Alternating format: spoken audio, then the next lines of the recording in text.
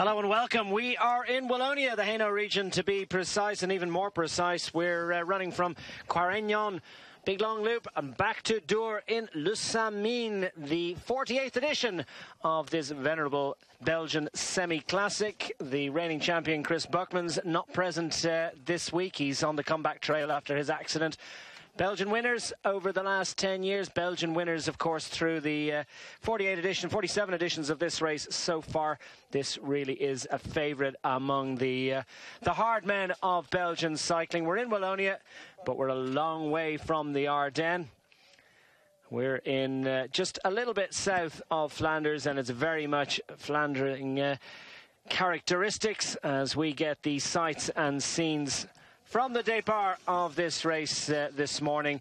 I can tell you the weather a lot more clement then. Things have got a lot less favourable for the riders out on the road, and it's been a very, very exciting race so far. Back at the sign-on earlier today, some of the favourites from the World Tour teams, and of course the Pro Continental squads well represented. Former race winner Philippe Gilbert, much in demand as you might have expected, the former world road race champion, a former winner of this race, as I said, and Bora Argon have great hopes this afternoon.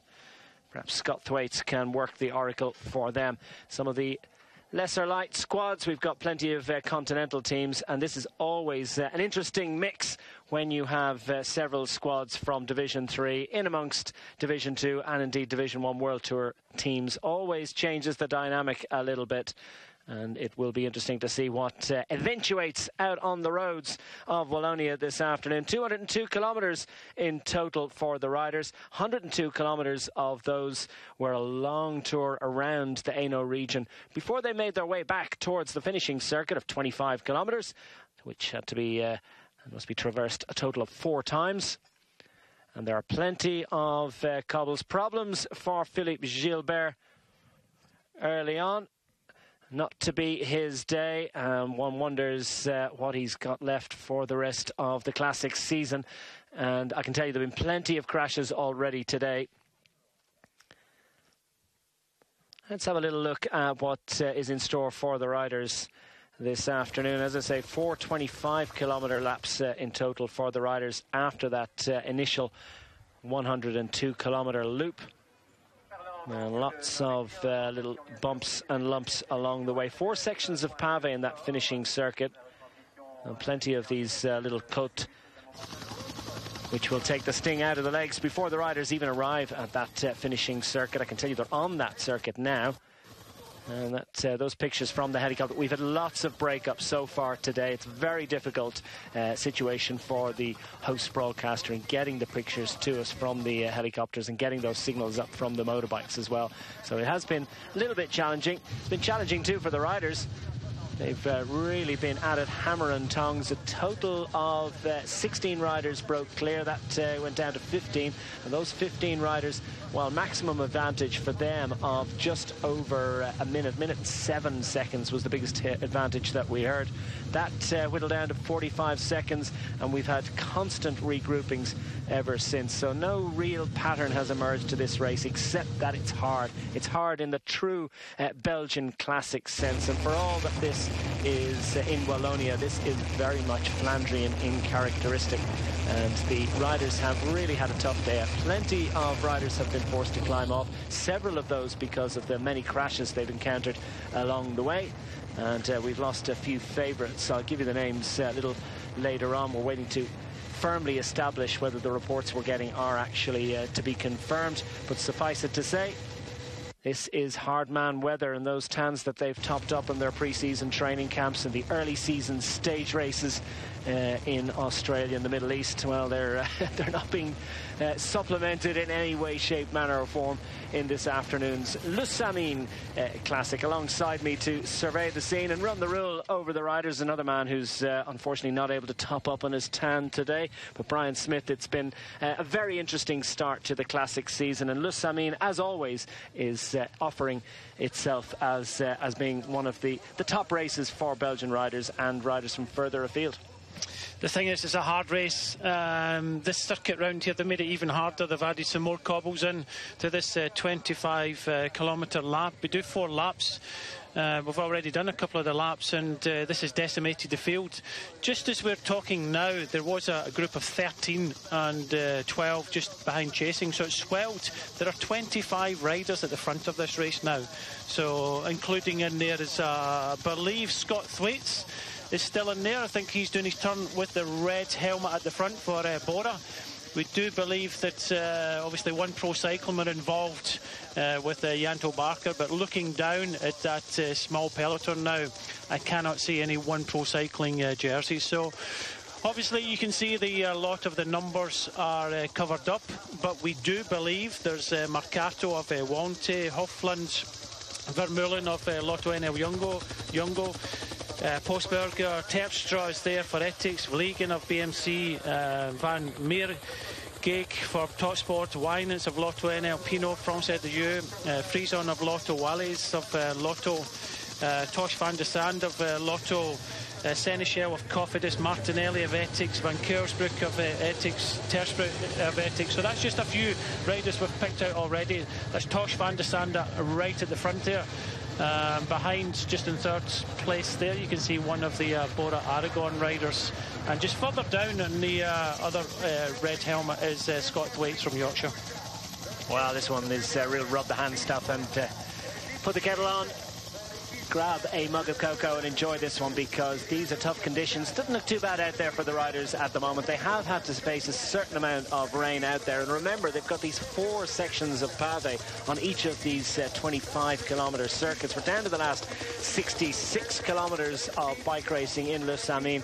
202 kilometres, not the longest race that these guys will face this year, not the shortest either, and add in all of those cobbles and you can be sure that the legs will be a little bit sore after today's big effort. AG Tour Le Mondial is not over-represented in the group. They have got 2 riders up there. You can see that the wind is playing its role, because the riders fanning out from the left-hand side of the road over towards the right. Edix Quickstep just had 1 rider, Nicky Terpstra, probably the one rider they would want to have if they only could have one up front. AG Tour Le Mondial, is this perhaps Bagdonis? I think maybe just stretching his legs off the front of the group. Interesting decision, just 2 riders in there. Bagdonis, big strong rider from Lithuania, who is on the second, he's on his 4th year with AG Tour Le Mondial.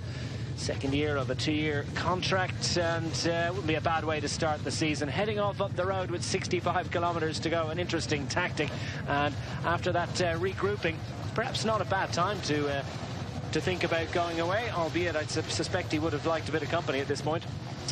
There's still 65 kilometres to go, so a long way away.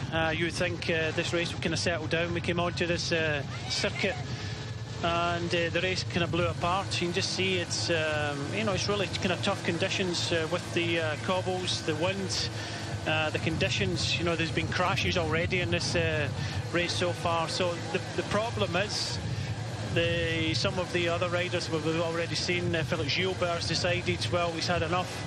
He's not going to risk anything in a race like this. Because, if you get involved on these cobbles with the winds, the crosswinds, you risk crashing. We've seen a lot of crashes already.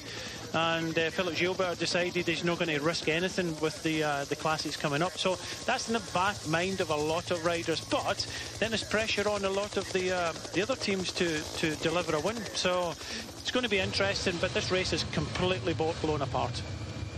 Certainly has. All tactical considerations, well, not all, but many of them have been sort of cast to the wind and forgotten about completely, because as far as these riders are concerned, it's all about showing who's the strongest man out there. Sport Vlaanderen trying to get involved now with the move up front from Bagdonis. Always a struggle to pick out numbers when they're wearing their rain jackets. They'll be coming off towards the back end, although we have had a lot of rain at the finish line. They're on the finish circuits now, so they're not too far from the finish line at any one point. And it'll be interesting to see. This might be de Klerk. Just thought I might have just picked out the number 3 flapping in the breeze behind the seat pillar. of that Top Sport Flandern rider, and another group of 3 looking to jog across. And this group now is absolutely shattered into bits, and several of these riders, of course, from that initial 15-man move that's been out front all day. Having said that, the chase group, well, that's been split into 3s and 4s throughout the afternoon as well. So this is just your classic Belgian hardman's race. Quick mention, we're on Twitter, of course, so please do get involved. It's at Bryce Smithy for Brian Smith alongside. I'm Declan Quigley, and I'm on at DQ Sports, so please do chat to us. Hashtag Home of Cycling. Eurosport bringing you the best of classic racing. And Gediminas Bagdonis trying his luck with a long, long way to go. 4 teams represented in the chase to get across to the flying Lithuanian. Make that 5. And looked at what that's doing to the group behind. 16 seconds his advantage, and just as I was saying, the rain had abated for a little while. It's not long waiting, is it? Because the crosswinds that are lashing across these riders, bringing with them the rains that they've been facing throughout the afternoon. Now he hits a section of pave. This is probably the easiest section, but it's technically a little bit demanding because downhill, left-hander, a little bit off camber, and he's trying to carry as much momentum as he can across those treacherous cobbles. Yeah, it's downhill with that slight left-hander. We've seen crashes in this part of the course before, and you just kind of rise out of this, and then you get a small incline. But Bagdonis, with 63 kilometres to go, has got a small advantage, but we're getting some reaction from the riders behind. Only about 25 riders left in this race, so, you know, with the rain coming on, the conditions getting a little bit worse, this race has still got a long way to go. Oh, no doubt about it. Not the most demanding in terms of the physical impact that it's putting onto Bagdonis, but as I say, it is technical, it is raining, and it is just one of 4 sections of cobbles, and we've got a real doozy. They've added in 2 extra sections of cobbles to this finishing circuit this in the last 2 years.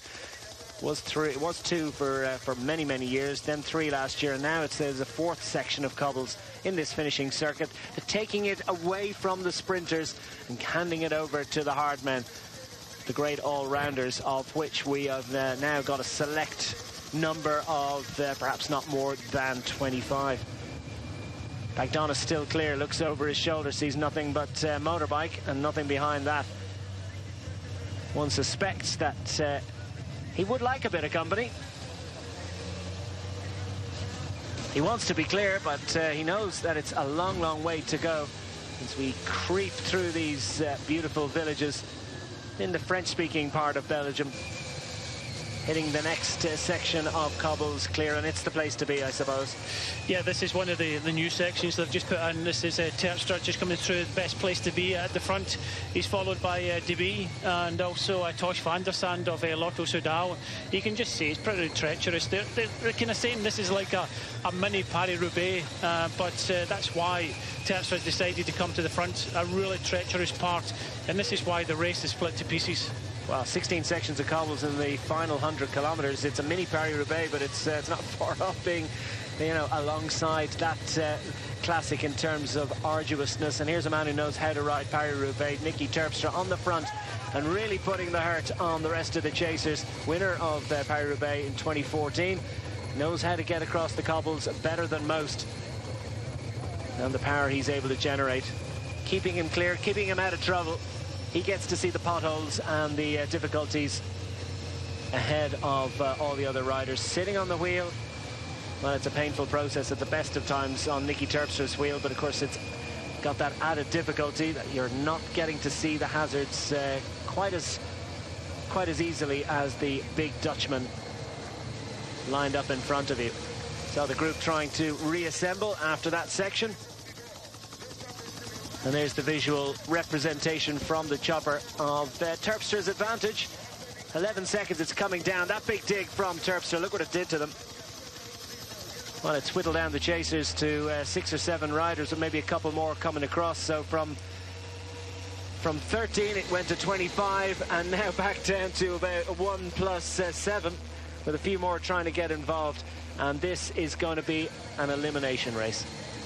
Yeah, you can just see the conditions, and Bagdonis has decided that he's not going to wait. It's a treacherous circuit, and it's probably better to try and take it from the front. But he's going to find it difficult to hang on for another 60 kilometres on his own.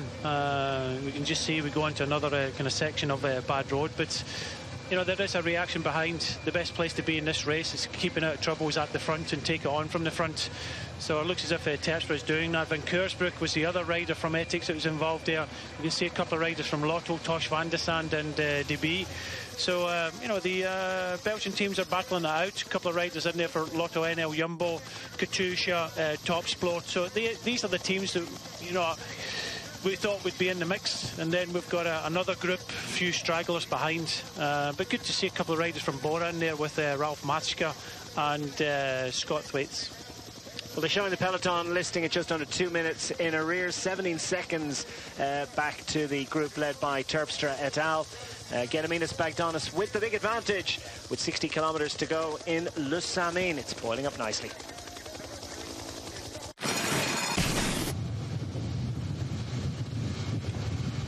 Well, look at the conditions. Absolutely treacherous for the riders in Le Samyn, the 48th edition of this venerable semi-classic. First run in 1968. Gediminas Bagdonis of Lithuania made his bid for glory.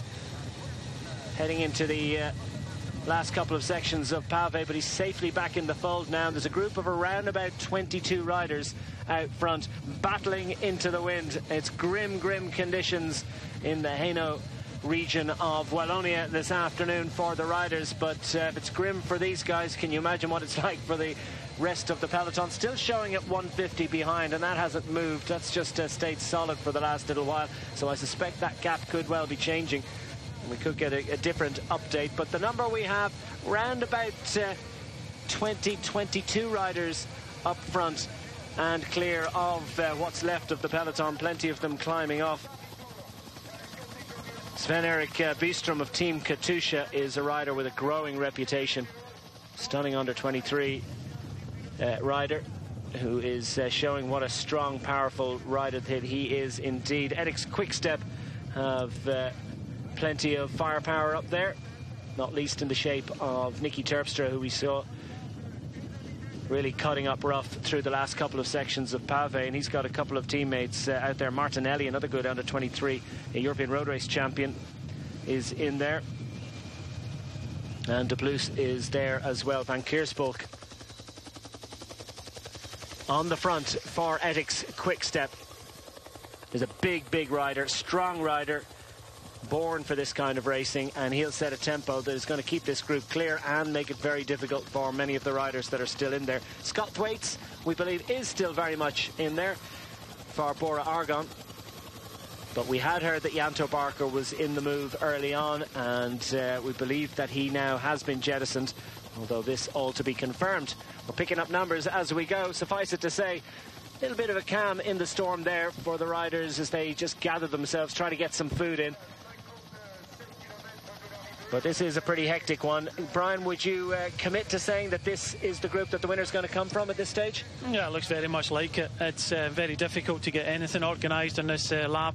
A lot of twisting and turning and, you know, cobbles, winds. So I would think that most of the strong teams are here anyway. Who's going to chase from behind? And it's almost touching 2 minutes with 57 Ks to go. And, you know, with strong riders like, you know, Terpstra, Van Keursbroek, the type of riders willing to come to the front of this group, keep the pressure on. There's just over 20 riders in this front group. I can confirm that Scott Thwaites is still here for Bora Aragon, but just hoping to find more of the riders in here. We do believe one rider from Direct Energy, the French second division squad.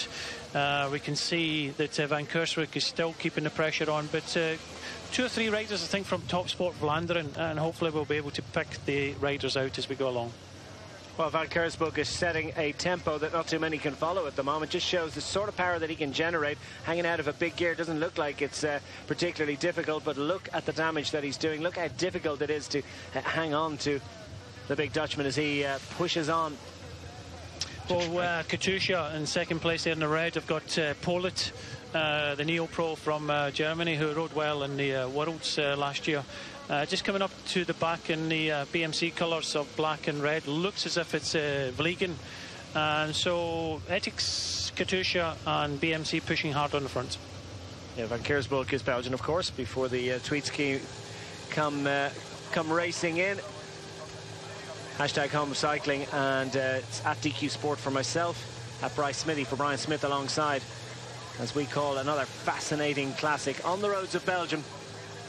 They go out into the wide open countryside in the back end of this circuit, and this is where the winds really cost them dear. The roads are smooth, so not quite as testing compared to those sections of cobbles, but they'll really be taking a battering in the wind. And group of 3 stretching clear. Indicated 16-second advantage, and this is going to happen constantly now for the next while. The groups of 2 and 3 going clear, and then knitting up. Van Kersburg there, Vliegen.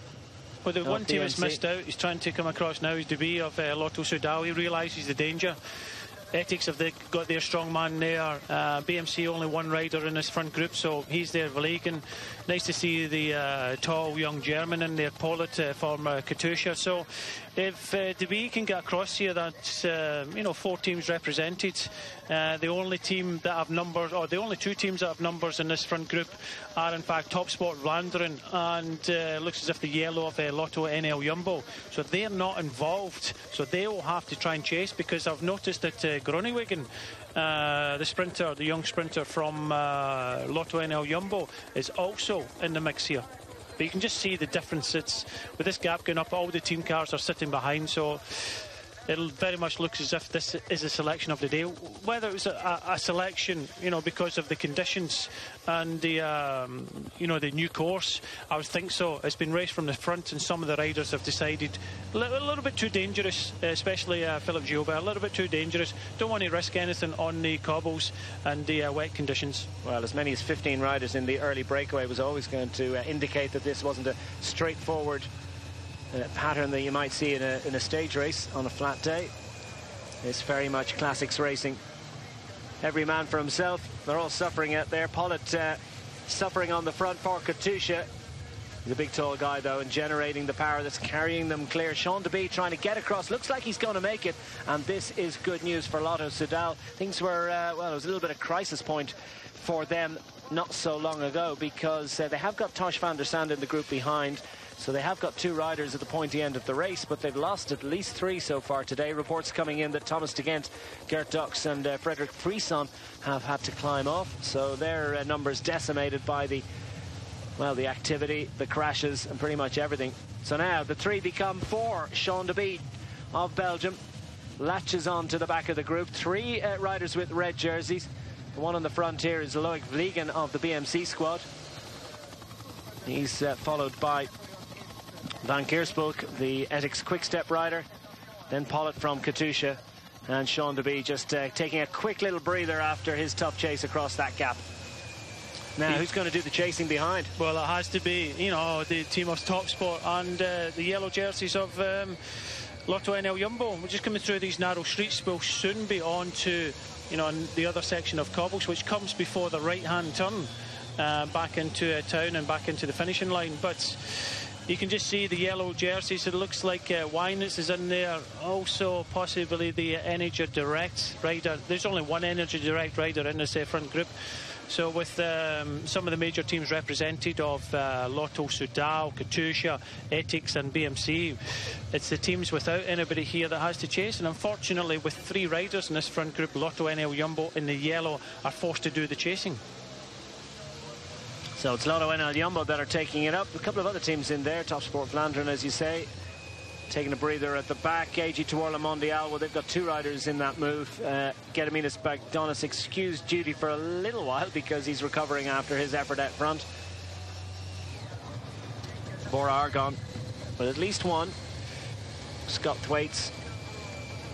Now, I wonder what the level of strength is, because this is another key moment in this bike race. They're hitting the cobbles. Best place to be is exactly where Guillaume Van Kersburg is, and the man from Ethics Quick-Step is doing a good job at the moment. Tiny bit of pressure on this team after the opening weekend of the Classic season. Didn't really show as they might have been expected to. This squad always to the fore, trying to dominate. Usually it works out more often than perhaps they might be might be entitled to. They come away with the victory, and they have had a good start to the season with victories in stage races and in various parts of the globe, but they're back on home turf, back where they like it best. And Count van Kersbulk, Nicky Terpstra et al. Deliver them the success that they so want in this kind of bike racing. You can just see they're keeping the pressure on. It's, you know, they didn't have the best weekend. Ethics, you know, this is a good enough race for them to try and go out there and win. And Terpstra's come from the group behind on this section of cobbles. This is a very rough section.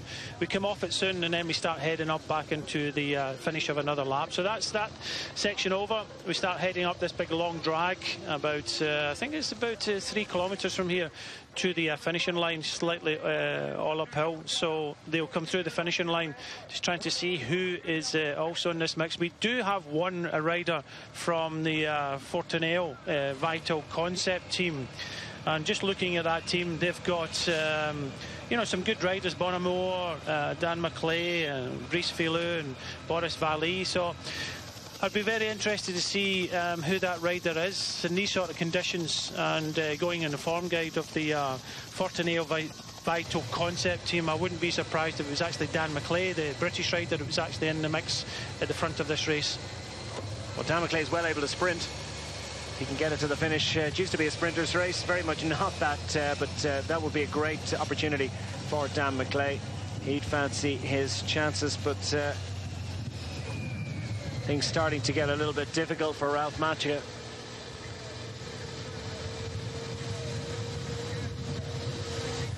Sean Deby racing across the gap there. That was an impressive effort after his effort to go across to this lead group. Now still showing he's got plenty of energy left. Just coming towards the end of this lap. They'll have 2 laps to go when they hit the finish line.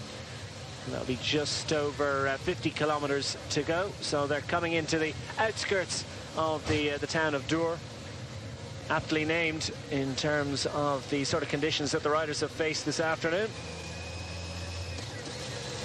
Macchia manages to just about winch himself back into the group, but I bet he's thinking how much more of this pain and suffering he can endure. I think there's absolutely no way to hide in conditions like this, in a race like this, you know, with so many teams constantly attacking. You have to take it on from the front.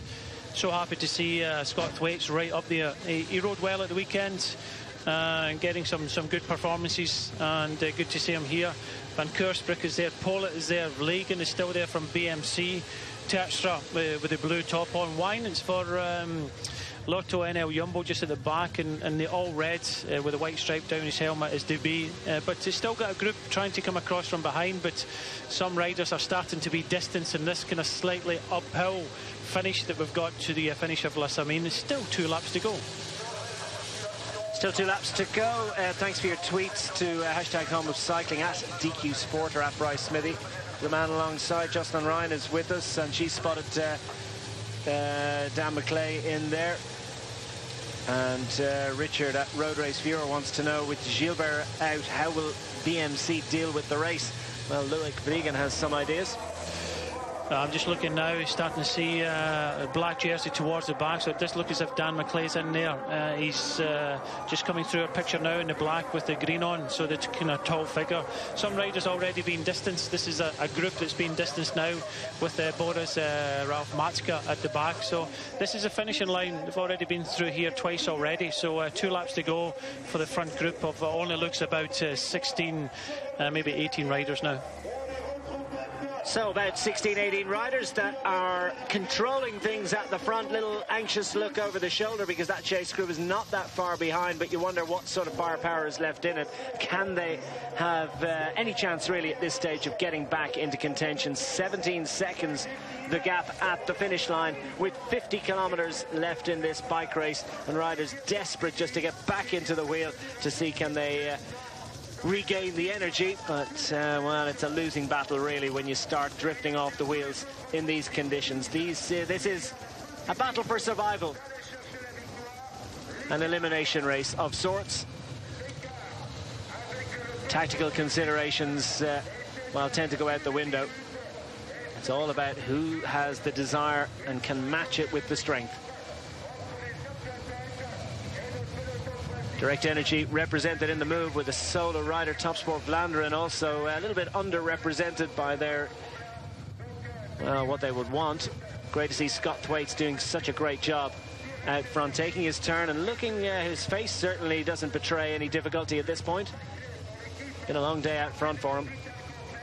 And this is a race that suits him. He's been in the top 20 of this race before. Well to the fore last weekend as well, so clearly has wintered well. As they come through the feed zone, just a little opportunity for a review, little time to take stock. And the lull doesn't last for too long, does it? Because that man from Katusha, Pollitt, decides that, well, it's time to get a move on. I don't know whether that was a full-blooded attack. It mightn't go down so well going through the feed zone, but, well, all bets are off when it comes to Belgian Classics racing.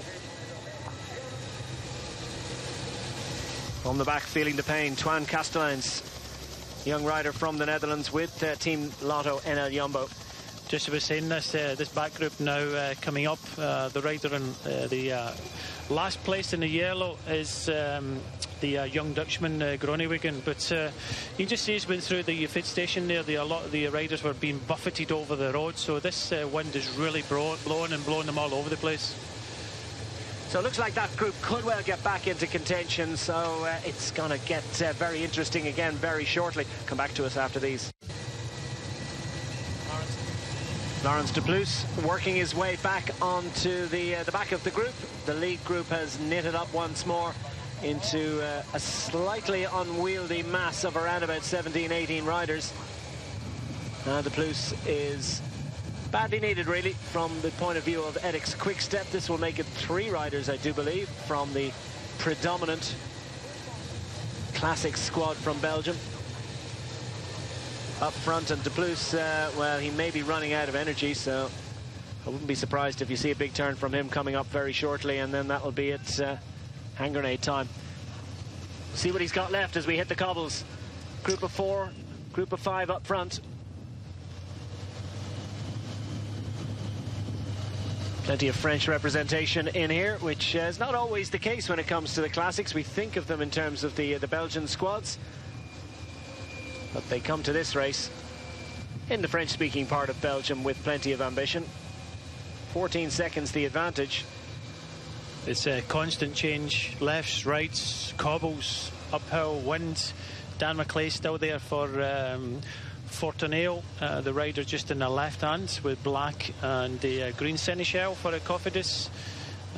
We can also see that Direct Energy have their rider there, plus I think it's Daniel from AG2R. So, you know, the big Belgian teams have missed out on this, and you'd expect that Etix would want to, you know, bring these riders back into the fold a little bit. So this race still not over, and the Belgian teams are kind of battling it out. Great job being done by Dan McClay, the young man with Fortuneo Vital Concept, formerly the Breton Séché squad. Look at the way they are being battered by the wind now, and just that little lapse in concentration, and look what it costs you. Davide Martinelli, the Italian rider, European road race champion at under 23 level. He's a good tester as well, a good individual time trial rider. And Martinelli, just a momentary lapse in concentration, finds himself in the puddles. No harm, no foul, but with the wind battering these riders and the fatigue starting to set in, we're going to see more and more of that. 4 minutes back to what's left of the peloton. I can tell you what's left of the peloton is about, what, 15 riders at most. This peloton absolutely decimated. 180 riders signed on. There's a hell of a lot less than that still racing around the roads of Dour this afternoon. Quaregnon to Dour, 202 kilometers in total. And that gap coming down, 11-12 seconds. They're going to get back to them in time for the next section of Pave. That would appear to be what's happening. Is it to be on the front doing the job of towing them across this gap? I tell you what, Terpstra looks good. He just went across on his own to these 4 leaders. They're about to be joined by another group, and split. We had about 20 odd riders, and it's split into 3 groups at the moment, but these conditions are really kind of battering this front group, and there's still some groups on the circuit coming by the finishing point. Over 4 minutes down. I believe that the group with Janto Barker in it is 4 minutes down at this moment in time. So it's been a really harsh race today, and you can just see a bit of a regroupment, but still 1.5 laps to go and plenty of cobbles. Yeah, good ride by the One Pro cycling riders. They had 3 riders in that initial group of 15. They've been shelled out one by one at this point, but certainly showing plenty of ambition and interested in getting stuck in. And Janto Barker still out there racing, giving it everything that he can. Martinelli still struggling to keep going in a straight line, not enjoying these cobbles. He's in the middle of that group in the blue jersey, wearing dossard number 36, Davide Martinelli.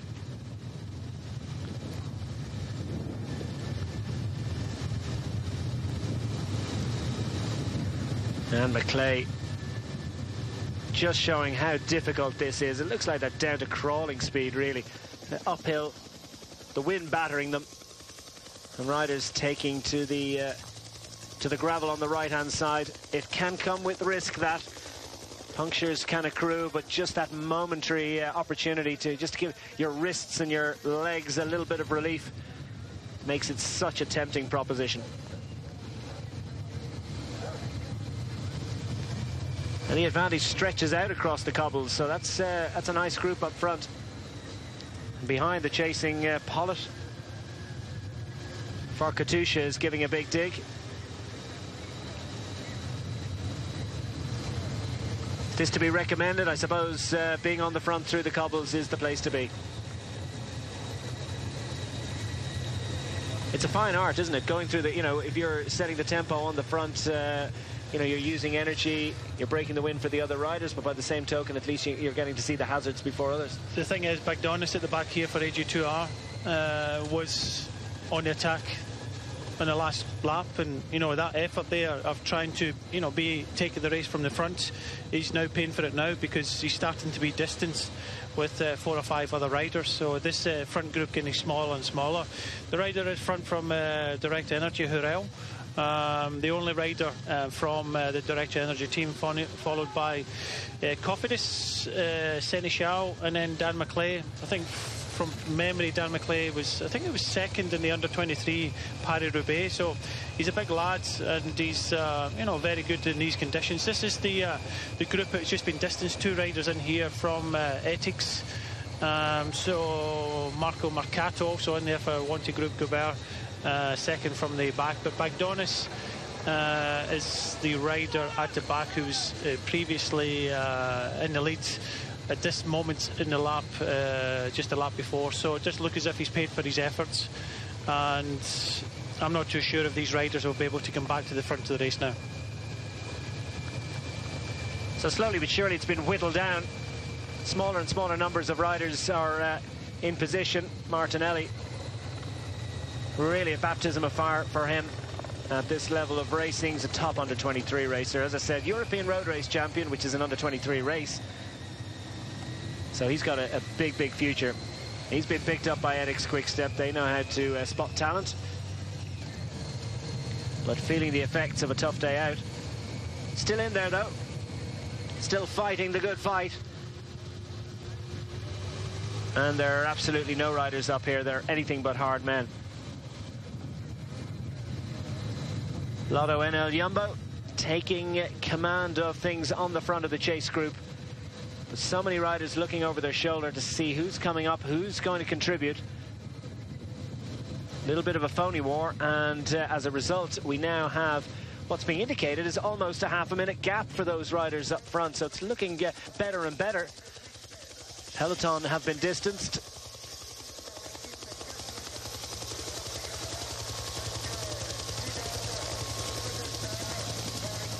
Wind, rain, This thing has everything, including couples. Le Samyn, the 48th edition of this venerable semi-classic, running since 1968, and named in honor of José Samyn, first winner of this race back in 68 when it was known as GP Fête-le-Franc. He so sadly lost his life in a race in Belgium in 1969. So from 1970 onwards, this race has been known as Le Samyn in his honor. And the riders of the Continental Peloton are certainly giving a race that is worthy of his memory.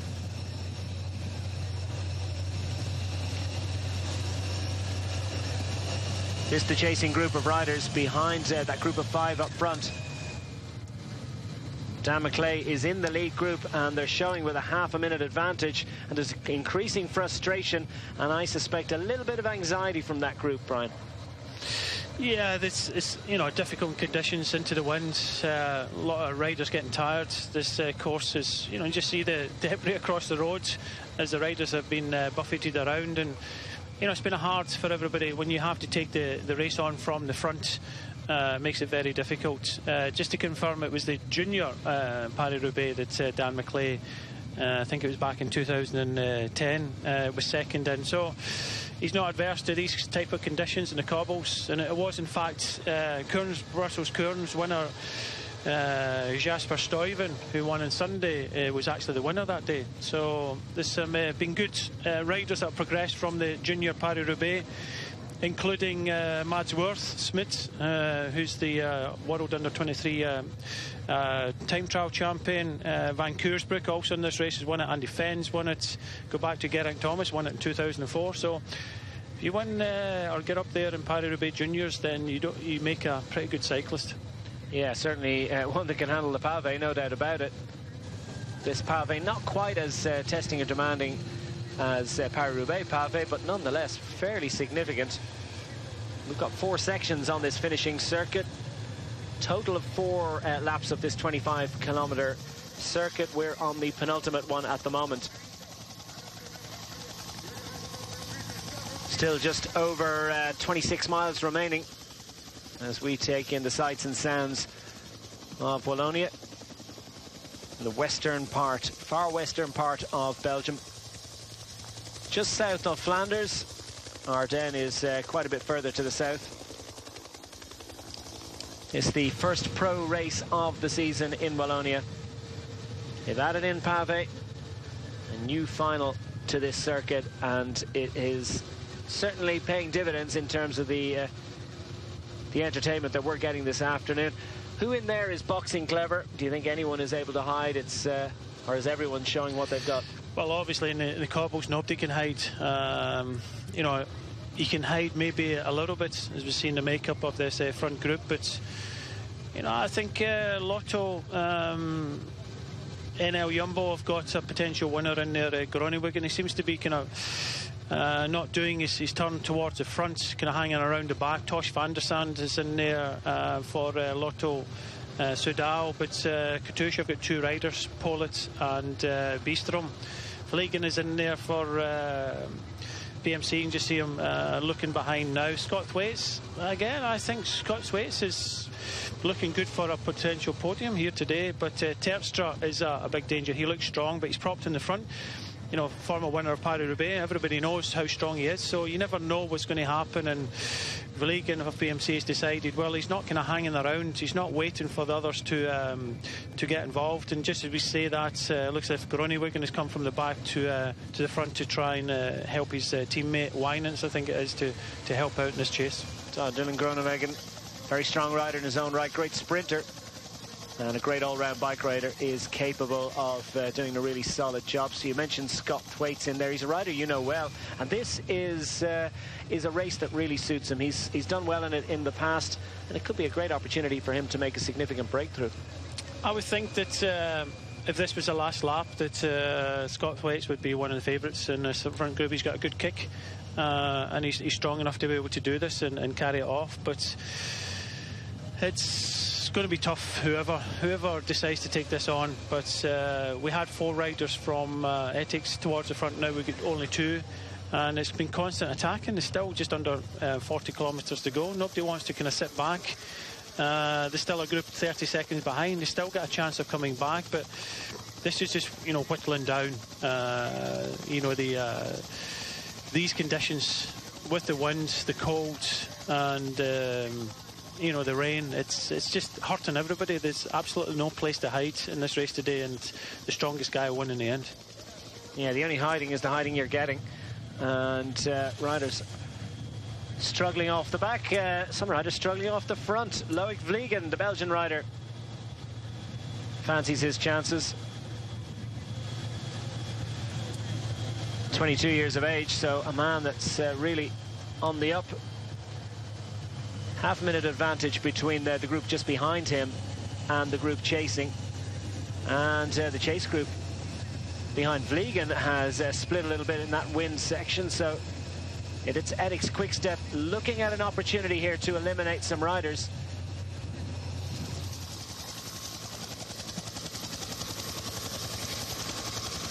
Almost at the chase group behind. I think could well have been the chase group behind a half-minute back, including Martinelli. Anyway, no doubt about the man up front. That is Loic Vliegen, the Belgian rider. Has a nice shape on him, doesn't he? And he looks like he's full of fight, very comfortable in the group. Decided to say, why not? We got that tweet in a little earlier saying, what are BMC going to do with Gilbert out? Well, Vliegen really has a free ride, a free hand here. He's on his own. And tactically, it's up to him to see what he can do. This level of racing, no team radios, of course, so he's got to make his own decisions. 22 years of age, as I said. It's his first team at this level of racing. And waiting for a big breakthrough result, but well, took a victory in the Flèche Ardennaise in 2015, which will probably be his most significant success so far. 7th in the Ride London Classic, the Prudential Ride London Classic 2 years ago, so you might remember the name from that. And Vliegen steals a little look over his right shoulder to see whether that power that he's putting down is carrying him further clear, or whether the group are getting back into contention. That's a narrow advantage. But they're all strung out across this section of uphill pave.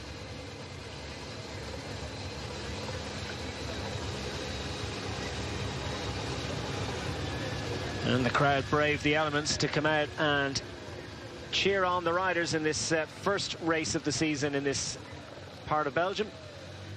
This fascinating multicultural society. Huge pride in all parts of Belgium in their bike racing. Gilbert, their big hero, and he's out. He has been forced to withdraw relatively early. We didn't get a full report on exactly why, but perhaps he just didn't fancy taking a risk, having already won this race. He's added to his Palmares back in 2008. Gilbert's out. His teammate Vliegen still very much in and putting it up to the rest of the riders in Le Samyn 2016. 14 hard. So Les Samyn is living up to its status as one of the tougher semi-classics out there. It's just got tougher this year, of course, with the addition of that extra section of pave in the finishing circuit. 4 sections of pave on the 25-kilometer finishing circuit. That bike needs to get out of there because, well, the bicycles can carry just that little bit more speed. You wouldn't imagine it, would you? Cross that kind of surface through a left-hander, glistening with rain, but still they're able to fly, and it really is putting it up to them as Niels Pollitt from Team Katusha stretching it thin and trying to race across the gap, and it doesn't look as if there's a whole lot of interest in chasing him down, and Pollitt has shown himself to be one of the strong men of this race. Not the first time we've seen him on the front. This group, which numbers about 12 or 13, is constantly changing. This the first race this year in the Belgian Cup, the Napoleon Games Cup. That's why that caption came up just a few moments ago. First race of the season in Wallonia, and it feels like a Flanders classic as the next surge happens And the next attempt to knit the riders back together again. And Brian, this is still very tough one to call. Pollitt tries his luck now. He does look strong, doesn't he? The under-23 German champion from last year. He looks strong. Tosh van der Sande trying to come across, but he wasn't able to. And he's the only Lotto Soudal rider in the front of the race now. But just look who's dishing the pain out, and that's Nicky Terpstra. He knows the quality of this rider in front. Okay, he's only 21-year-old. But Terpstra is putting everybody in the gutter. He wants to try and win this race for Ethics. He only has one other teammate in this front group, but Pollitt is looking, especially in this last lap, he's been looking really strong. We've had a race already today, of course, Le Samyn des Dames, the women's race. It's been running for 4 or 5 years now, and the title was defended by Chantal Blaak of the Netherlands, Boels Dolman rider, racing in ahead of Emma Johansson, another former winner of this race, and Amy Peters, the two Wiggle Honda riders. Nothing they could do about Chantal Blaak, so she defends her title. We don't have pictures of that at the moment. We do have pictures of an enthralling men's edition of Le Samyn, with Niels Pollitt absolutely flying, but well, he's not being given too much rope. Scott Thwaites still doing his turn, not missing a trick and looking strong at the moment. Pollitt dangling out front, and no one willing to commit behind. No one wants to chase across, and no one wants to commit to the job of chasing. Lotto NL Jumbo, with two riders in there, have a little bit of an advantage, and one of them launches the other one clear. Groenewegen and Martin Reinens are those two Lotto NL Jumbo riders. Which one of them is it that has decided to try his luck? And the helicopter camera pans back to show the chasers behind. These riders have been jettisoned, and surely at this moment they have very little chance of getting back into contention, unless those riders coming from behind have suddenly got a surge of energy and are able to get them back up there. And it really, I suppose, depends on the riders up front finessing a little bit, but I don't think that's going to happen. Certainly there's no element of finessing from Niels Pollitt. Huge commitment to those bends. Great bike handling, and that can often be a challenge, I suppose, for very tall riders. They have a higher centre of gravity. The potential for going down in the bends is well, all the higher, really. Just under 33 kilometers remaining. It's a little bit far out to be committing to the solo attack, or is it?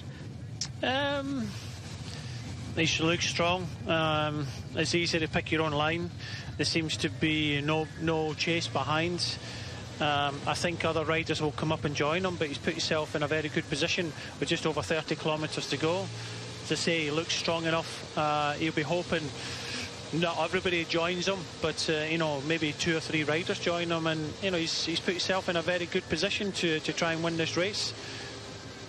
Yeah, when it comes down to small groups like this, there isn't the same drafting effect. It's not like, you know, you can hide in the bunch. There's very, very little subtlety, or much less subtlety about it. It's just who's the strong man to a certain extent. The other thing about it, he's got a teammate in this group as well, Bistrom, another very good rider, and you know, he can just sit on the wheels and, you know, save his energy. So I know Pollitt is committed to this now, but it's always nice that when you've got a teammate in the group behind, you know that that teammate is, you know, sitting in the wheels, and if you were to be brought back, then they can play another card.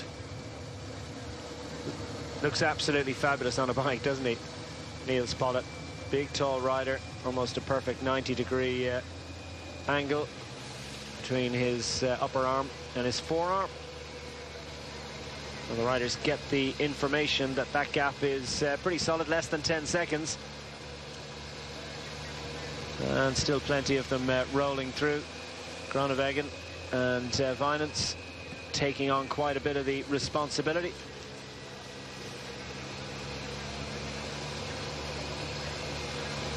No surprise that Bistrom is not showing quite the same willingness to go to the front. He's nestling in the middle of the group there. He's got his teammate from Katusha up front.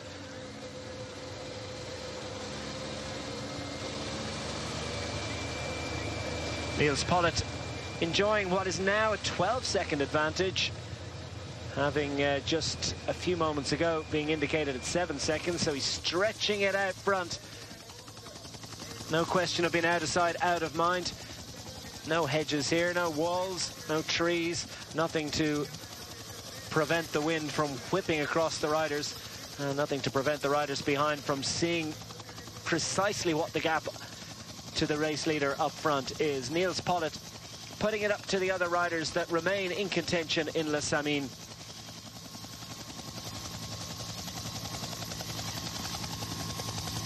And behind the chase continues, and not one of those riders rolls to the front without looking over his shoulder. No one wants to burn all their matches rolling through, and no one wants to be caught out by a surprise attack. So the concentration being maintained. No surprise too that there are lots of wind farms around here. That tells its own story. These are tough roads for bike racing. 19 seconds now. And 53 seconds back to the chase group behind the group that is chasing this man. So that chase group surely slipping out of contention for so long. It was being indicated to us that that was hovering around about a half a minute.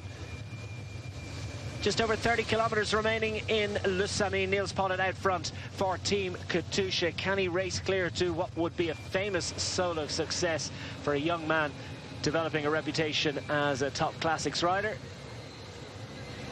Or will this group be able to get back into contention, towed along by the combined forces of Lotto NL Jumbo?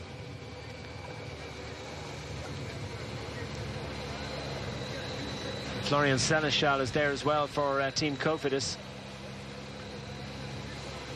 Beestrom is hovering near the front, but he won't ride to the front.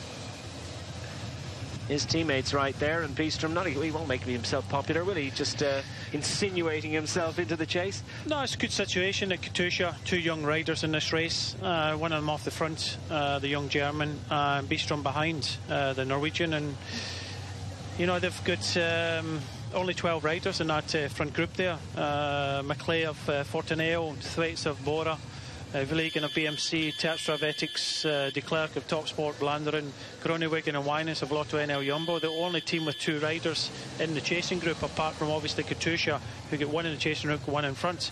Tosh van der Sande of Lotto, Sudal, Seneschal of Cofidis, Daniel of AG2R and Hurel of Direct Energy. So it's pretty much man against man, apart from Katusha and Lotto NL Jumbo, and that's why Lotto in the yellow outfit have put Wyness on the front. They've got potentially a winner of Groningen. So, you know, if you want to win this race, you have to do a little bit of work, because it's pretty much equal. There's no dominant team. The only two teams with riders in front are Katusha and the Reds, with one rider in front, and the yellow of Lotto NL. Yeah, the fact that there isn't any actual dominant team in terms of numbers does make the tactical consider at this point in the race fairly obvious. A little bit later on it could get interesting. Yeah, I think you know, this one in front, Pollitt, 12 behind. This race is going to finish in, you know, ones and twos by the looks of it. It's going to be an exciting final lap.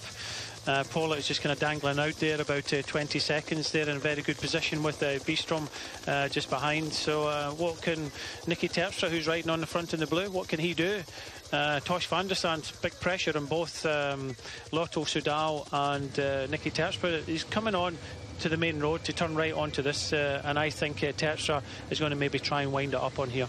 Well, let's watch for that. Nicky Terpstra, hero of Paris-Roubaix a couple of seasons ago. He knows how to get across the pavé. He's already given us a demonstration of that. This will be the final section of pavé next lap round, because we are inside the last 3 kilometres of the penultimate lap. So with 25 kilometres to go, they'll hit the line and they'll get the bell. And will this man, Niels Pollitt, still have an advantage? It is indicated at the moment as 17 seconds, but shrinking what's coming behind. 700 metres across this, and it rises throughout, so it is probably one of the most testing and demanding sections of pavé you could hope to find to go bike racing on. That's if you really did hope to find Pavé to go bike racing on it. Some riders absolutely adore this, and all fans of bike racing adore it, because you know that the riders are really being tested to the full. And this is a great performance here being given to us by a young man marking himself out as a classics hero of the future. No sign of Terpstra on the front. Looks like DeBee that's decided to charge along at the front. And what about Scott Thwaite sitting, I won't say comfortably, in second place, but rolling a big gear and still very much in contention. Florian Seneschal just takes over at the front of the chase for the Cofidis squad.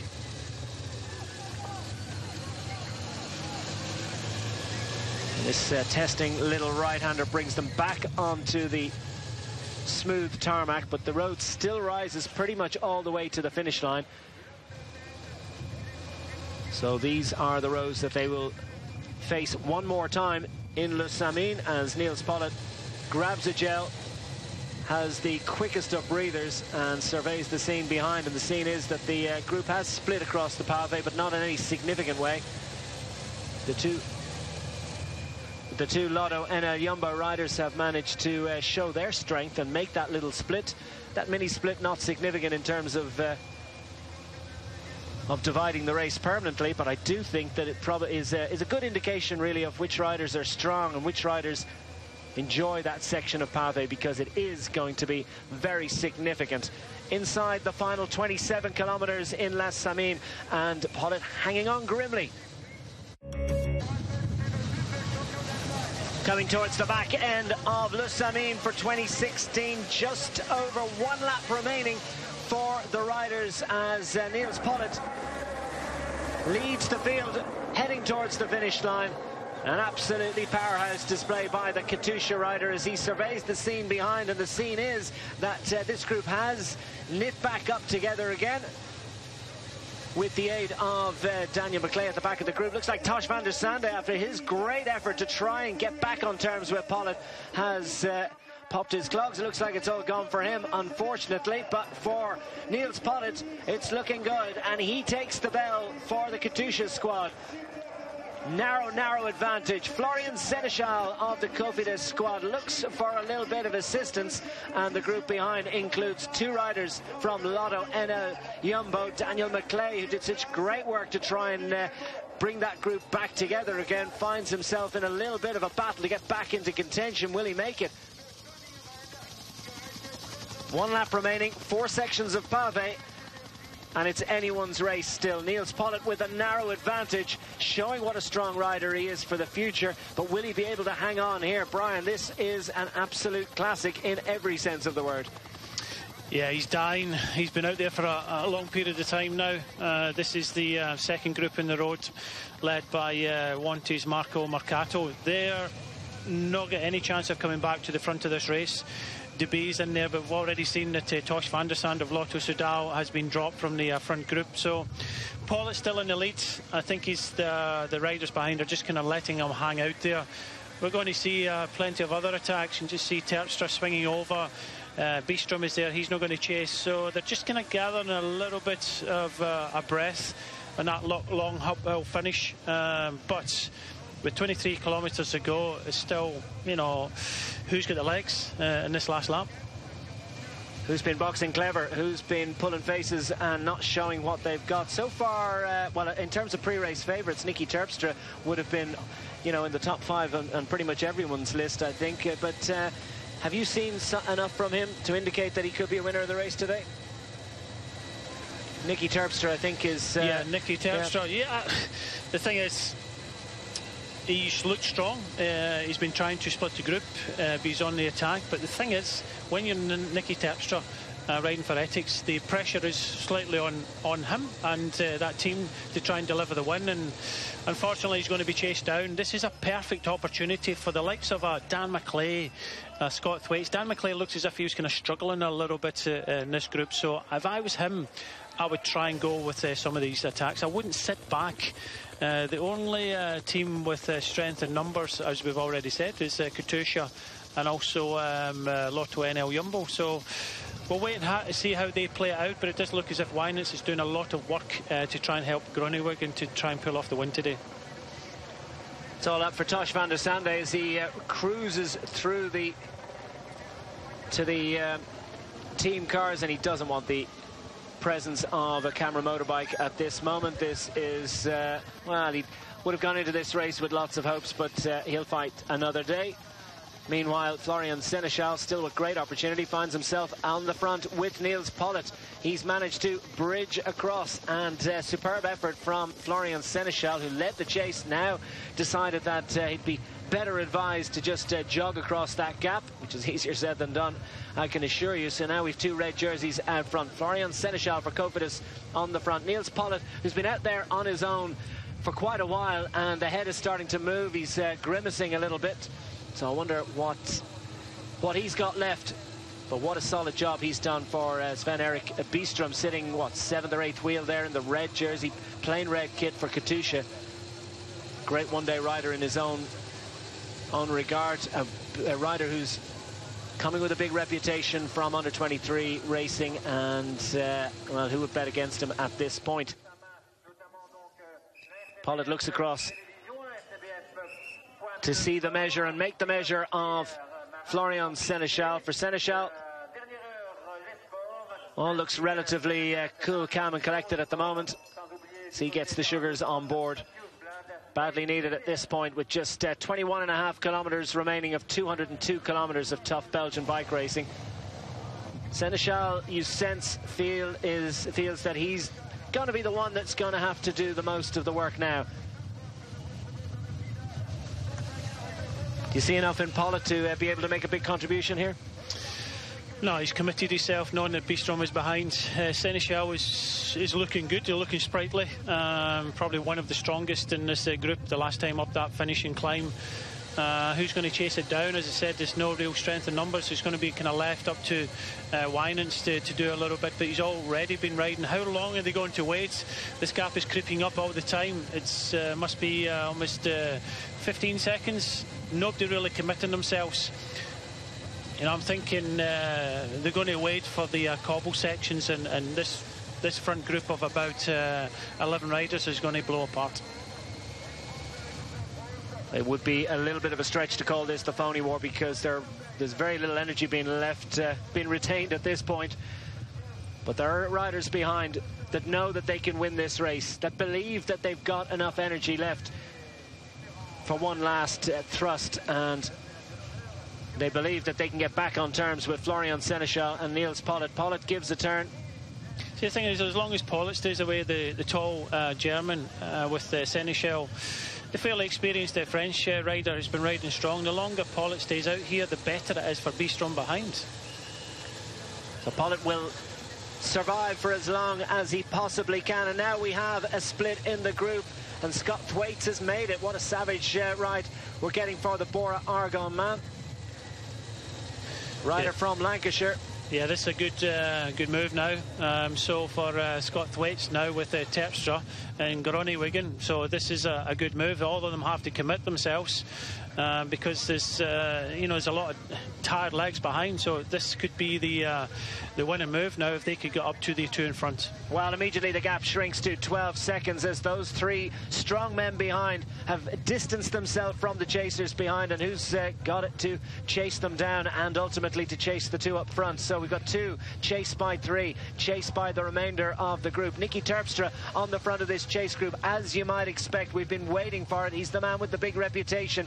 But Dylan Groenewegen at the back of the group here in the yellow, number 63, is a fearsome finisher and a very, very strong rider. Look at those legs. They are made for classics racing. And what about Scott Thwaites on the front for Bora Argonne, doing an absolutely savage ride. The two will become five very shortly, I do believe. Nicky Terpstra getting out of the saddle to get on top of the gear as they roll across that little drag.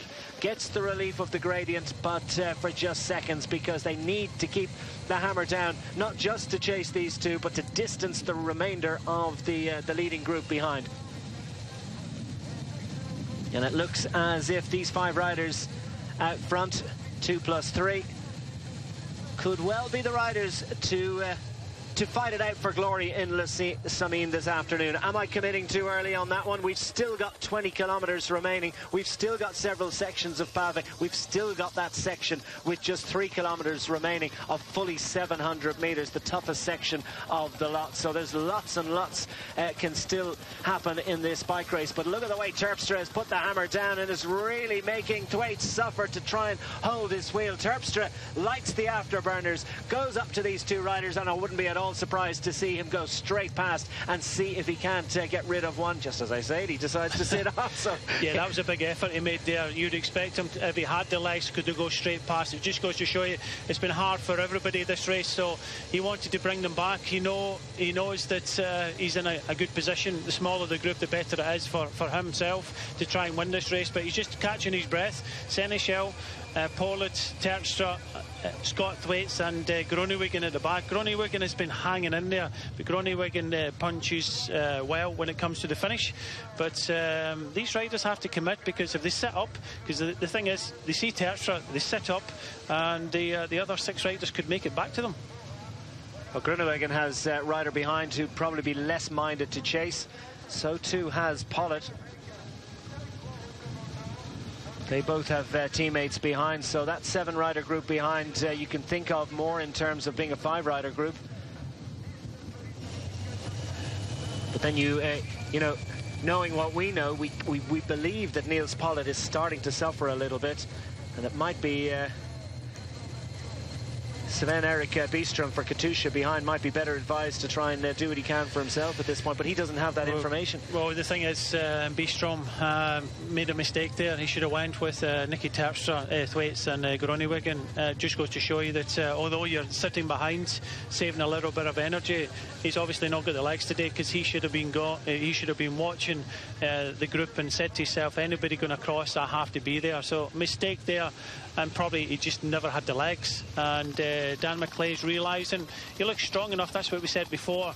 Maybe just put yourself out there. Maybe, you know, go with Seneschal. Put yourself out there, because now Dan McClay's having to do a lot of riding at the front. 5 strong riders down the roads, and you know, they're fighting to come back up now.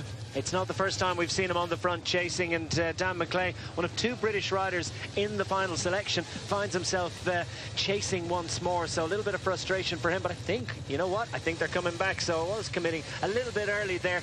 These riders look like they have a chance to get back into contention. Will it split before they get there?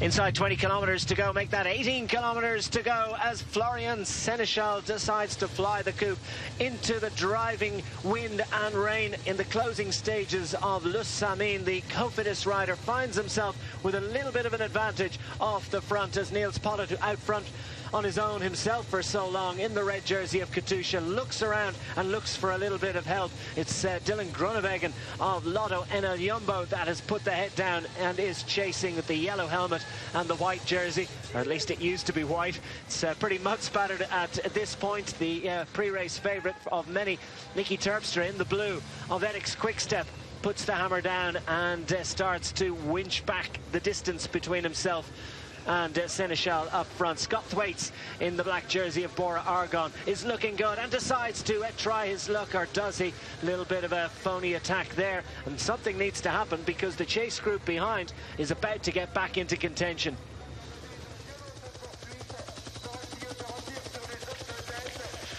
And that's Tim de Klerk of Top Sport Vlaanderen sitting on the back of this chasing group, which finds themselves just what, 20 or 30 yards, if even that, behind this group. Seneschal looks behind, realizes that isn't going to work out on this occasion. We're coming down to the business end of this race, and every attack now becomes more and more important, more and more significant in terms of the overall destination of honours for Les Samyn in 2016. So 5 riders up front, and they're going to be joined by the rest of the chasers. So things about to change tactically once more. Who's going to be the next to attack? Well, that's the question. If I was in that back group, I would be thinking about it. Dan McLeay's already done a lot of work. He's now propped on the back. So the 5 leaders are now being joined by the 7 riders behind. But the person that should have the legs should be Bistrom of Katusha. Perfect place to go on the attack with 16 kilometres to go. But I don't think he's got the legs. And Paula was starting to miss turns in that 5-man group. So a lot of dead legs. And you have to take your opportunity now. Now, Vinance, it looks as if for Lotto NL Jumbo has decided to take his opportunity. Groenewegen did a great job for him. Seneschal looks one of the strongest in here. Constantly in the last lap, he's going on the attack, and he's just jumped straight across onto the wheel as well. So Seneschal for Cofidis looks as if he's on a good day today.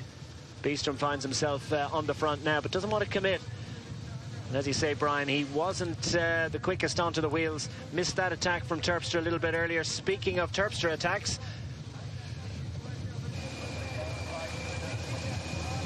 it's the man from Edix Quickstep, Nicky Terpstra, who's putting it up to the rest of them. Sven-Erik Bistrom desperately fighting to get onto the wheel of the Flying Dutchman. Nicky Terpstra dragging 3 riders clear, and in amongst them and grimacing, pulling faces like you've never seen before, is Scott Thwaites. Truly one of the hard men of Le Samyn in 2016. So Terpstra has a little look behind, realises that he has created another selection. Lotto NL Jumbo have missed it. Again, they've missed it again. They keep on missing this. So Wijnants and Groenewegen, it looks as if Wijnants is doing a pile of work for Groenewegen. Groenewegen went with that group before, but Bistrom, who's been quiet because his teammate has been in front, de Klerk of Topsport Vlaanderen, Scott Thwaites, who's ridden a fantastic race today, obviously in good form with the results of the weekend, but Terpstra decides, no, I need to go again. And Terpstra goes on the right-hand side. Quick breather on the back of the group. Has a little look behind. He's not going to let this one come back together before he goes. Thwaites realises the danger and is desperate to get onto the wheel. Will he be able to make it? He gets to the wheel, but can he survive in the wake of one of the most powerful men in Northern Classics racing? He's put the head down, has Nicky Terpstra, the man from Edix Quickstep, on the front of the saddle, spinning the biggest gear that he possibly can. Spinning might be a little bit of an exaggeration, but what a ride by Scott Thwaites, because the man from Bora Argon has been given his opportunity. So often he rides in the service of the team sprinters, Sam Bennett or Zach Dempster or some of the other riders, but this is Scott Thwaites' day and he's taking his opportunity. But Nicky Terpstra is asking him for an effort, and Thwaites can barely ride around him to go up and give him a turn. So these 2 riders up front doing what they can to try and stay clear, and it looks like a good opportunity. A brilliant opportunity for Scott Thwaites to try and win this race.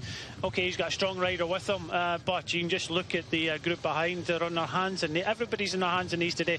It's been a very difficult race. They've taken it on from the front because of the conditions, because of the course, and Terpstra decides he's not taking Scott Thwaites to the finish. Well, Thwaites is going to have to grimace and get back into the wheel, and I'm not sure how much more of this he can possibly take. It's more than any human could be asked to try and hang on in the wake of one of the fastest men in world cycling. Nicky Terpstra goes solo just inside 15 kilometres to go as, well, you can almost feel the lactic rising in your legs as you look at Scott Thwaites desperately trying to keep on top of that gear, keep the power going into the pedals. His arms spread wide as he just is desperately pulling the bars and trying to figure out any way that he can get back into contention. But at this point, it's going to be difficult because Terpstra is absolutely flying over the little drag there, cresting the rise, gets on top of the gear.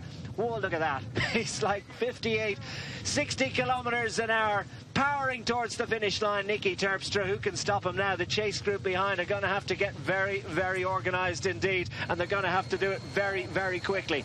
He obviously wanted to go alone, coaxed Scott to do a couple of turns with him and attacked him. I think Scott will be thinking, oh, maybe I shouldn't have done that, but he's still committed. And, you know, he's still sitting in second place. There's a good group behind him, but I said a lot of dead legs. And sometimes when you go back to that group, there's a lot of kind of negative riding. So the best thing for Scott to do is just concentrate and try and stay as close to Nicky Terpstra as possible and hope that he either you know, comes back to him, which looks as if it's going to be very difficult to him, or he has you know, trouble on some of the pavé sections still to come. Well, how much has he left in those efforts to try and stay with Nicky Terpstra at that time? And perhaps he is regretting just that one turn that he gave Terpstra. Perhaps he just should have stayed welded to his wheel. But I'll tell you what, there can be no criticism. He's ridden an honest race and he's getting absolutely the maximum out of him. And there's still an opportunity for a superb result for a very, very strong Classics rider. Making a name for himself here too is Scott Thwaites as they come into this tricky little right-hander onto the pave. Very, very testing, demanding, and when you imagine just how much riding is in these riders' legs, well over 180 kilometres at this point of tough racing. And I tell you what, it's been a tough 180 kilometres because they've been on the rivet since pretty much the flag drop. And at this point, easy to make a mistake. No mistakes so far from Nicky Terpstra. Uphill across the pave as if he was just riding to the shops. It's too easy almost for Nicky Terpstra, but don't be fooled. This is top-class bike racing, and it looks as if Scott Thwaites, well, he's been able to make a little mini recovery, and it looks as if he's still got enough to get out of the saddle and stay on top of the gear. Yeah, you get caught a wee bit in the hop when you do your turn, and then obviously Terpstra's attacked him, but I think everybody in Yorkshire will be shouting Thwaites on, because he can possibly come back. He's got a good enough gap in these riders. At this moment he's sitting in second place, but you never know. A slip or anything like that from Nicky Terpstra, and Scott could be back on with a chance of winning this race. But it does look as if Terpstra looks strong enough as Daniel for AG2R slips out the back of this chasing group. Yeah, it's been a tough day for the AG2R Le Mondial man. Max Daniel looks like he's been jettisoned at this point by the chase group. The chase group with the ambition of getting him back on terms with Scott Thwaites. What a great ride from Thwaites, from Bora Argon. 10 seconds now, and about 10 seconds between Terpstra and Thwaites, and another 10 back to the chasers. Dan McClay finds himself on the back of that chase group and struggling to hold the wheel. Must be seeing stars at this point. It's been a tough day out. And he just wants to freewheel onto the back of the group on that descent, and it's not that easy. So Terpstra hits one of the toughest sections of pave they have on the whole of this finishing lap. Looking for the relief and the comfort of that little gravel section on the left, and then over to the right, dodging the potholes, dodging the team workers, the fans, the supporters, getting every little benefit that he possibly can. Terpstra seemingly riding towards victory. Is there anything to stop him? Thwaites behind.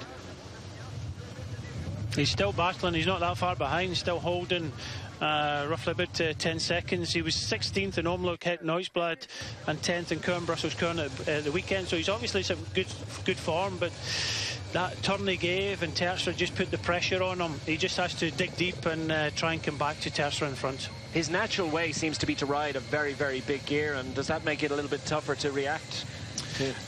It's just the way he prefers to ride. You noticed that Terpstra still, was pedalling that wee bit faster. He had a little bit more cadence, but as I said, riding over these roads and things like that, it's what Scott is probably found easiest to do, but he found it by riding a bigger gear. He was kind of toiling a little bit, and Terpstra never wanted anyone to come with him. He was kind of whittling down, just saving and picking his time, because obviously his teammates had been dropped.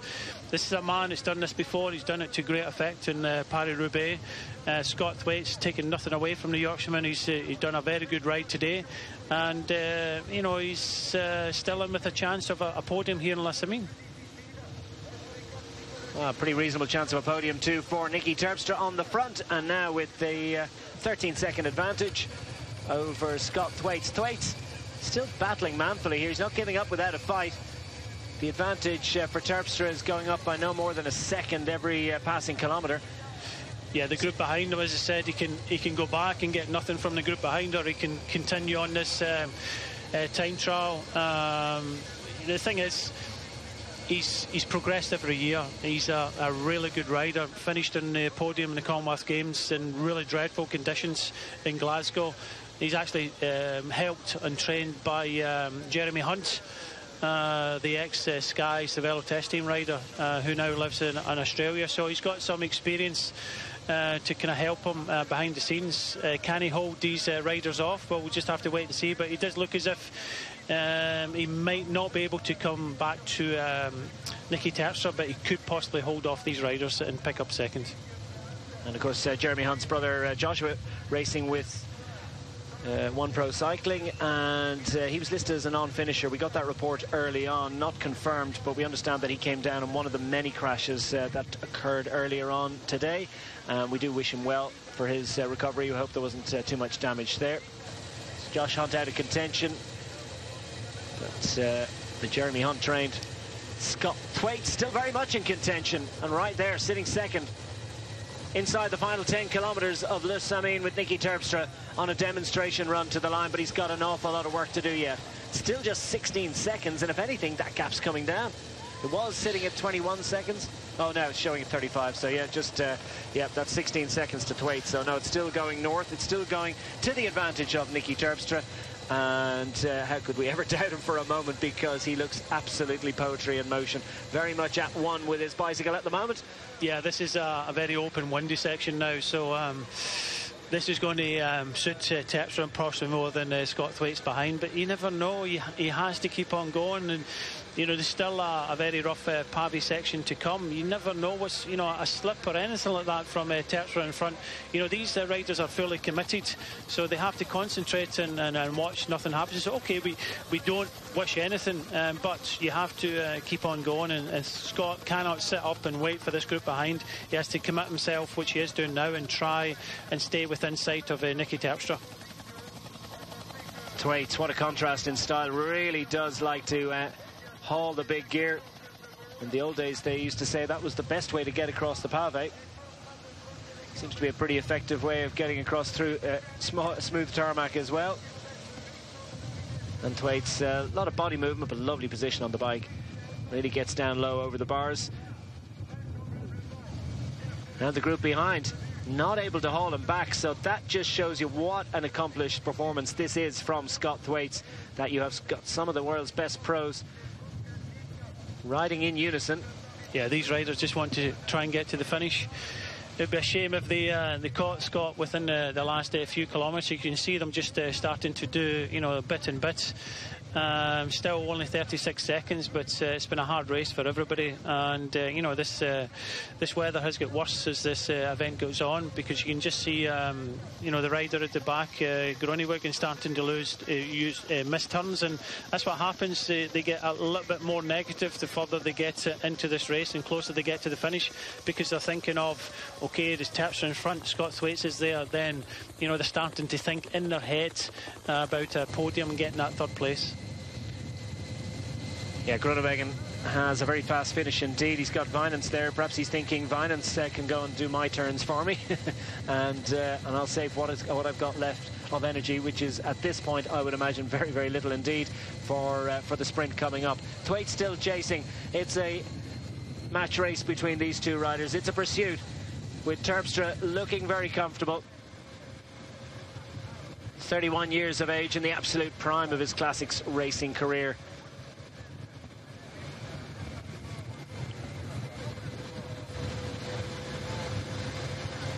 So less than 8 kilometres remaining in Le Samyn, with the chasing group still trying to find a way to get back on terms with Scott Thwaite.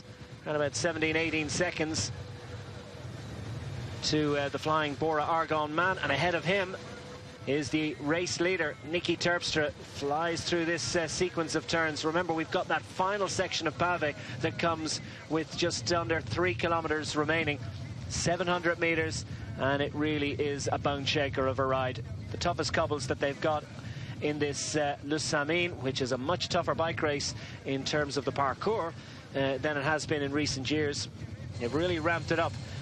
The director of this race is Jean-Luc Van den Broek, who many fans of cycling. What's these cars doing? I just don't understand them. They've got mirrors on their bikes. It looks as if they've just fallen asleep. Yeah, everybody getting tired after 200 kilometres. Not much excuse if you've been sitting in the pillion of a motorbike or riding in the lead car. Terpstra flying up to those lead cars and very much enjoying the parkour that, as I said, has been presented by Jean-Luc Van den Broek, the well-known pro from the 1980s. Scott Thwaites hanging out of that big gear, still plenty of fight. And Terpstra's out of sight at this moment, so still the indication is 16-second advantage for Terpstra, so it's not done and dusted yet. It's still 6.6 kilometres. How's Thwaites going to get across this final section of pave? He has to be thinking about it at this point. He's seen it often enough at this point as well, and they've had 4 runs over it already. The thing is, he's just hanging in there. 13 seconds now. It's still very much open, this race. It's not done and dusted. Terpstra knows he has to keep the pressure on. He might, obviously take some risks, but so does Scott. Scott has to take the risks if he wants to try and win this race. It's just hanging in the balance at the moment, and what a tremendous effort it has been over the last few days for Scott Thwaites. And it's been a very difficult race. He's looking behind now, and he'll see Scott. He's not that far behind, so Scott just has to keep him within a reasonable distance and keep the pressure on. And Terpstra knows that he's in a race now, and it's still not over. Yeah, it's not a gimme. He's keeping him honest. And Scott Thwaites, 26 years of age, chasing the 31-year-old Dutchman, Nicky Terpstra, who has the hammer down. And this would be a relieving win for Etixx Quick-Step. They've had a great start to the year, as I said earlier, in terms of the victories they've accumulated in stage races and big one-day races in other parts of the globe. But we're in Northern Classics racing time, and this is Etixx Quick-Step time. Didn't have a great start to the campaign last weekend, but this will settle the nerves, albeit it is a semi-classic, and there are bigger battles to be fought between now and the end of spring. But for Nicky Terpstra, if he can convert this one,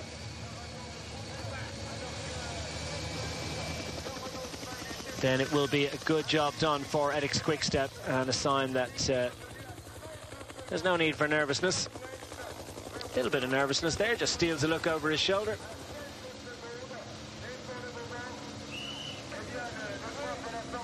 And now the third group on the road, pretty much out of contention, you'd have to say, for the win. And it's looking increasingly positive for Scott Thwaites in terms of hanging on for what would be an excellent second-place finish.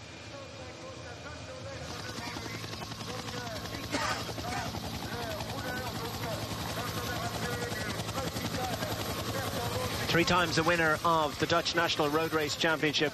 And now it's starting to kick off behind us. Pollitz for Katusha up the road on his own. He's, for so long earlier on, when he was chased down, it looked as if he was very much a beaten docket, but he's managed to recover. And he's trying to put it up to the group behind to see, can he chase clear? Can he invigorate them? Can he shake some life into this chase? Interesting move. Obviously, he doesn't trust his sprint for thirds, or is he perhaps believing that he still can take a famous victory for Katusha? Well, I think Terpstra is going to be too strong for them, but there's still the battle for the the podium position, and Katusha having two riders there, Beestrom probably the better of the two when it comes to a sprint. So Pollitz trying to do something for himself and help his team at the same time. Yeah, doing a pretty good job of it, he is too, and he's doing a good job for his own reputation as a coming man of international bike racing. Florian Seneschal that he finds on his wheel. So these two riders were clear earlier on, and for all the world you would have said that the strongest man in the bike race was Florian Seneschal. Perhaps he showed his cards a little bit too early.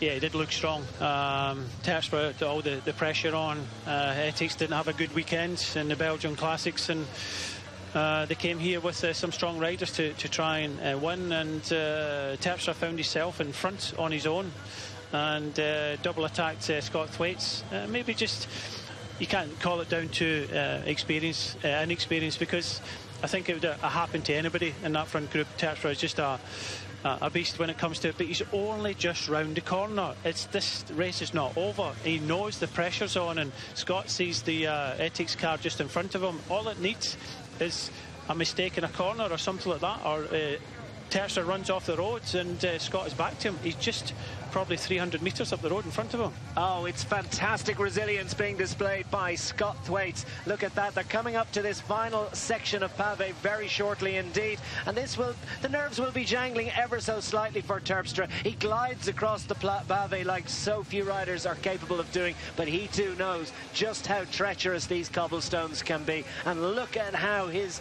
progress has been impeded by that road surface underneath his wheels. Suddenly goes to a much smaller gear in a desperate attempt to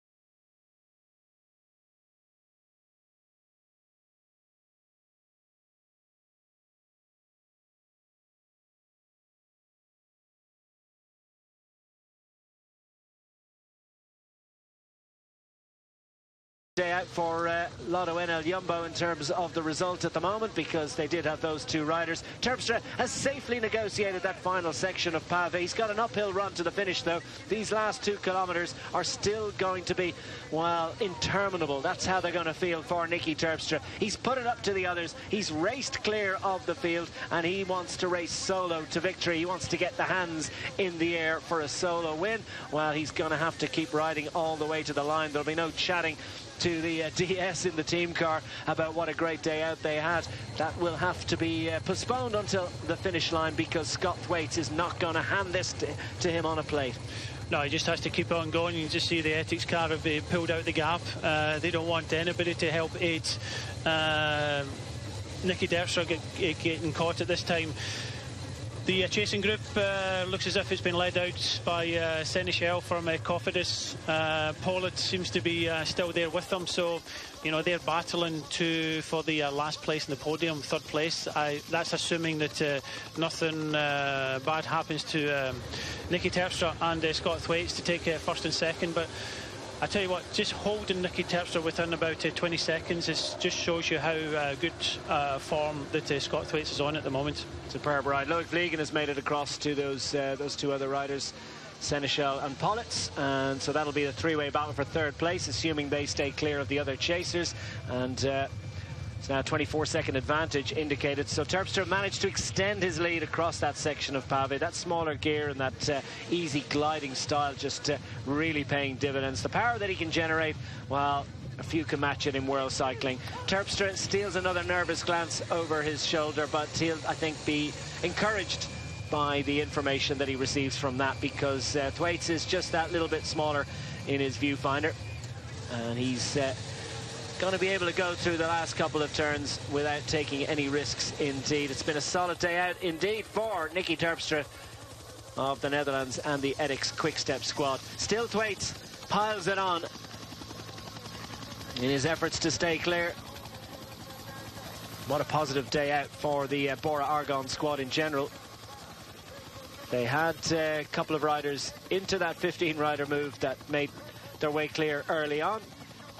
And that 15-rider group finally, after a long chase, joined by another 13 riders or so. It's 25 riders that then fought out the Battle of Le Samyn 2016, and from it has ultimately, after plenty of skirmishing, emerged Nicky Terpstra of the Netherlands, who's inside the closing stages of what has been a successful battle for him.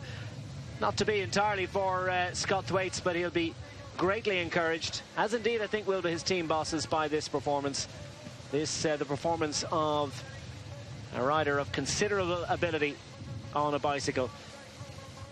And finally, that rain jacket is open to reveal the national champions colours of the Netherlands. 3 times a national road race champion and reigning for Nicky Terpstra. Speaking of rain, there's been plenty of that today in Wallonia. He sticks his tongue out. He is a relieved man indeed to see the finish line. And now he can finally stick his hands in the air because Nicky Terpstra has taken the victory in Le Samyn for 2016 for the Netherlands, for Ethics Quickstep, and ultimately for himself. He bows his head as if to say that was a tough day out. But let's give it up for Scott Thwaites of Yorkshire, of Bora Argonne, after what has been a wonderful performance. Just caught out by Terpstra that time. Disappointed he is at the moment, but I think on reflection, when he gets back to the team bus, he'll be pretty pleased about how that went. Politz is going for the line for the 3rd place. Seneschal looks like he's got a little bit more strength. Doesn't look like Vlegen's going to be able to challenge for that, so it's Seneschal,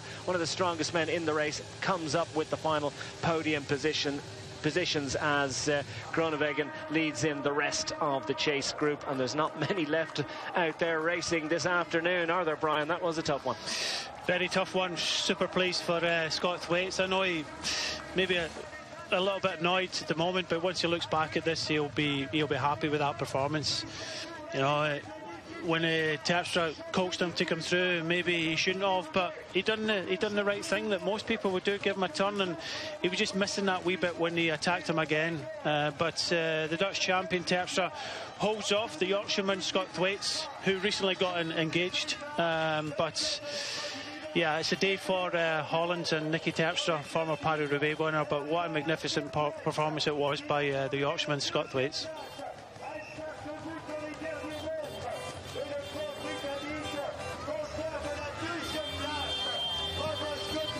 Well, he's got his head in his hands as if he cannot quite believe just what he's had to do to himself to take a victory that is a considerable addition to his palmarès. Just considers what was a great day out and shakes the hand of Scott Thwaites, who's finally able to smile. Disappointment for Thwaites that he didn't get the win, but he can take considerable comfort and be very pleased with himself indeed after what's probably the best result of his racing career. Terpstra it is who gets the win. This the moment, the concluding moment, perhaps the least significant moment of a day of wonderful racing action. As we survey the scene over a somewhat damp Wallonia, Terpstra, let's get his thoughts. I wonder will we be able to hear from him now. Can he even bring himself to speak after that effort? Well, he's faced some tough challenges over the years. 3 times a Dutch national road race champion. 2nd in Flanders, of course, last year, backing up that win in Paris-Roubaix in 2014. And that will give him great confidence heading into the big classics coming up. Het was zeker een zware koers, maar het laatste rondje was voor mij natuurlijk het zwaarst. Zeker de laatste 10 kilometer. Ja, was pittig. Hij hing er 10, 15 seconden achter, dus ik kon ook niet, kon geen moment even herstellen. Ik moest blijven gaan en de laatste 3 kilometers tegenwind en nog vies omhoog.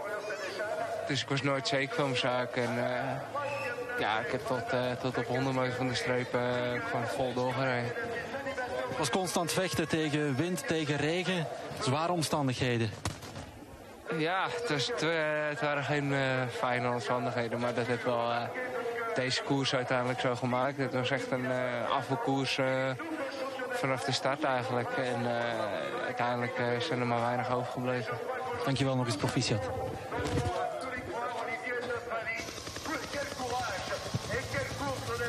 So my Dutch not entirely up to explaining exactly what Nicky Terpstra said, but I think he was explaining just what a hard day out it was. He could hardly speak, could he? There's confirmation. Nicky Terpstra takes the win, just 19 seconds ahead of Scott Thwaites. Florian Seneschal getting the sprint for 3rd place ahead of Vlegen and Pollitt, and Dylan Groenewegen leading in the rest of the chasers. Sven-Erik Bystrom, de Klerk, Martin Vanens and Tony Urel.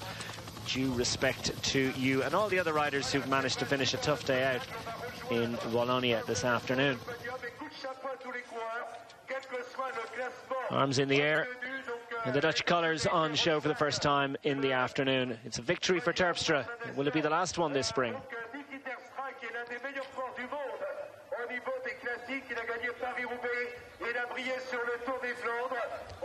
And there's the moment as Scott Thwaites makes it across the line. Ultimate frustration, I think, for the Yorkshireman. But as I said, I think he'll take great solace from what's been a really, really hard, battling, resilient performance against one of the world's best bike riders, showing himself to be a man for the classics.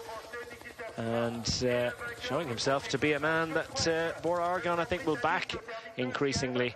Well, very, very different conditions that the riders faced when they headed out from the start earlier on today. In Quaregnon to Dours, not that far away. A long, long 100-kilometre loop for the riders. Plenty of crashes and plenty of disappointment for many of the riders, not least the favourite of the region, Philippe Gilbert, former World Road Race champion and former winner of this race. He was out of contention early on, well before things got busy on the finishing circuit. And all the leading lights of Flanders, the Netherlands, and indeed this part of Belgium. Well, there's a few other nations thrown in, not least, of course, Britain, with 2 representatives in the big move, in the shape of Dan McLay and Scott Thwaites. Niels Pollitt making a name for himself for Katusha, sitting out front for quite a while. Sean Deby did some good chasing, but Tosh van der Sande, it is, he was ultimately disappointed. And that the moment when Nicky Terpstra decided he needed to get clear of the whittled down group, and then the only man who could stay with them for just a short while was Scott Thwaites. Thwaites caught out by that attack from Terpstra. But what a great defensive rearguard effort from Thwaites, managing to hold off that chasing group behind, and they did chase. They were working together for significant amounts of time. What a fantastic performance from Scott Thwaites, just less than 20 seconds behind Nicky Terpstra. Well, what a great edition of Le Samyn it has been. Terpstra gets Edix Quickstep off the mark in the classic season. Scott Thwaites makes a name for himself, as indeed do several others.